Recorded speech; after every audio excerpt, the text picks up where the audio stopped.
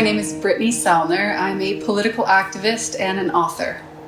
I've always been interested in politics ever since I was young because my parents were interested in it and they would often speak about it, and so this is how I started coming to be aware of the political world.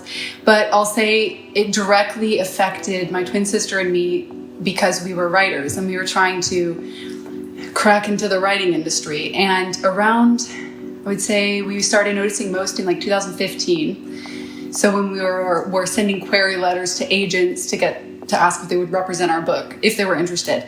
But we started seeing all these checklists on their websites, like every single one where it was like, you need LGBT representation, diversity representation, this and that. And it started to seem as if, art is supposed to be creative. It's supposed to be genuine from you.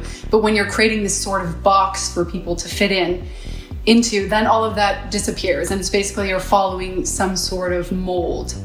And we didn't like this. And we started to see it was becoming completely politicized, the whole world. And so we realized really any profession you work in, that's what it's starting to become, is becoming political. So whether you like it or not, you're faced with that. But obviously it was the 2016 election that really just built up to that. We had to say something. And by the time it was like a month away, I was just exploding. I couldn't keep silent anymore. But of course we knew our chances at a career would be shot, because once you speak out and say you support Trump, it's over. But we figured, well, if we don't, we're going to be trapped in this world forever, not being able to say what we really think, not being able to write what we really want to write. So we figured this path isn't open to us anyway. So might as well say what we think and actually be free. I've always been, I wouldn't say I'm necessarily shy, but extremely introverted, and I like to be alone, and my twin sister as well. I would have probably, I don't know if I would have never done it, but it would have been 10 times harder for me to do it alone. I was terrified when I first started politics, like doing an interview or making a video. I couldn't handle it. I was shaking, my voice would crack. It took so many months for me to get comfortable in front of the camera. And that's why when I first started making videos, I didn't do it alone. I did it with Nicole or a friend or so. I couldn't get on camera alone. It was just too much to handle. It's nothing you know how to navigate. There's no rules or anything. Looking back, if there's anything I wished I could have had, it would have been somebody that was not necessarily a mentor, but just somebody to say, here, this is how it is. These are the ropes. These are the types of people you're going to encounter. This is how the media is. Just to kind of give me a feel for that world, because I had no idea. I was just going at it however I thought and based on my gut instinct. And that always didn't prove to be correct. But it all turned out okay. It's just, it would have been nice for a little bit of help. From the very beginning, it's a bit strange because the media always took a very strange interest in me, in writing about me, whereas a lot of other girls on the right, even if they have like 400,000 subscribers on YouTube, way more than I have, they don't get written about. And it's very odd to me. I'm like, why did they narrow in on me?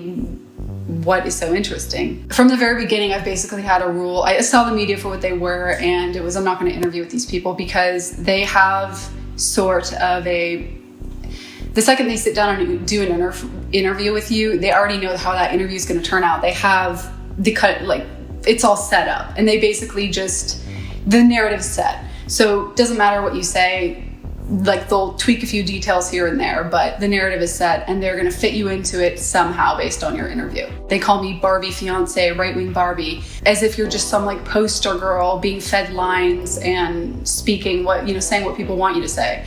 And so, yeah, that's really insulting. But I mean, it's not as if I really care what they think. It's actually humorous that they do that because they're doing exactly what they criticize, or in their minds, at least what the right does. So the most common email I ever receive is from young girls who say, may I have some advice on how to make friends and stuff, because mostly young women just tend to be left-wing, and a lot of right-wing women feel extremely isolated and alienated, and it's so difficult to go through their high school or university or whatever it may be feeling this way, ostracized, and that they're evil for believing what they do, which is completely not true.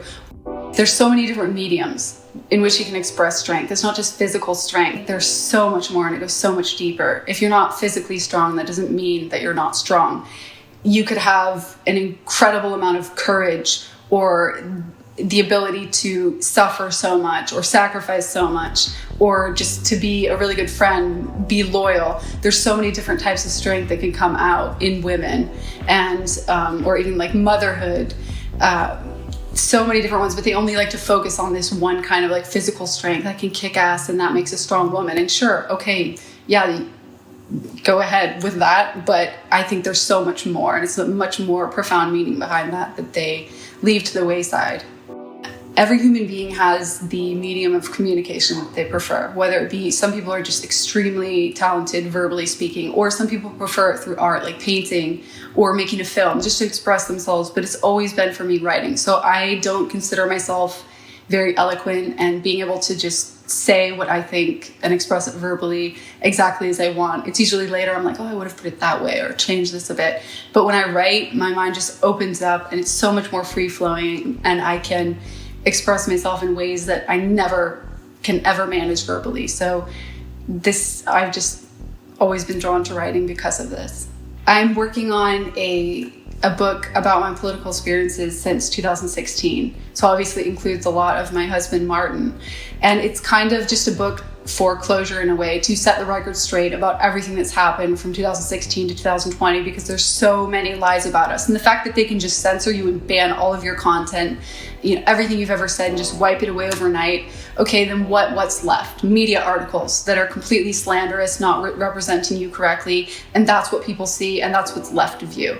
So I figure if I write a book telling things exactly how they were, then people who are actually interested in knowing the truth, that's something that will survive. Even if it's banned from all the major places, that's fine. At least it's accessible somewhere on some dark corner of the internet. It's just been, over the past 4 years, a whole amalgamation of house raids, slanders, investigations, legal cases of people suing you for this and that. I'm just so desensitized to it all in a way. And it's not just that, I'm aware of the reality of the situation in countries like Austria and the UK. I understand that it's really just a kind of simulation of freedom and democracy. And if you stand up against that, that's when you realize, oh wait, we're all chained to a wall. And so I'll never be surprised when these kinds of things happen. I wouldn't say I live in fear or anything like that. It's more just always expect it. You just have to get used to living in a kind of fight or flight mode, so to speak. But I would say I've just come to terms with it now, because it is what it is. And it's either always be prepared for that or leave, quit, give up, which isn't an option.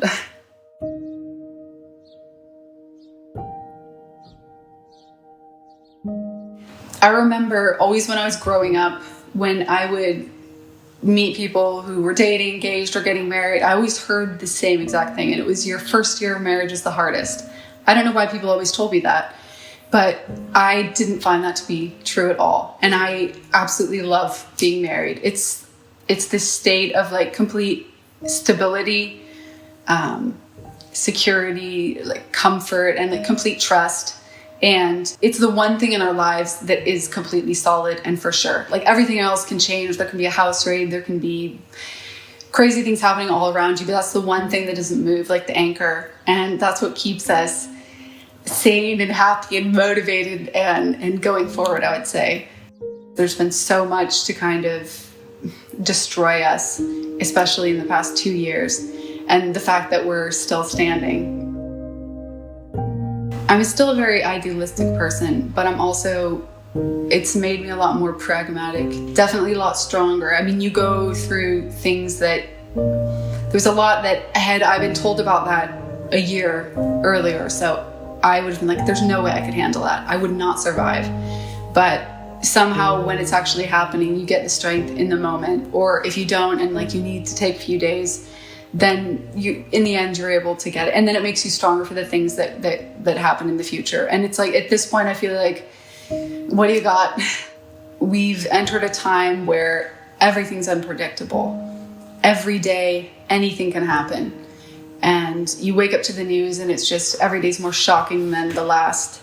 There's also a lot of opportunity for the future. And that opportunity, though, it's up to us. So it's based on what we're going to do, how many people are going to decide that it's worth it for them to speak up, to speak out, or if they want to continue living in this simulation of freedom and kind of abiding by what's acceptable and this kind of politically correct culture. It's up to people if they want to step outside that and say no to this horrific dystopian future that's unfolding before us. Because whether or not it affects you in your lifetime, it's certainly going to affect your kids. So I think at some point everyone has to make this decision, because it's not one you can just ignore. And if you are ignoring it, then you've chosen to ignore it. Everybody has the choice, and it depends on how many people are going to decide to make the sacrifice.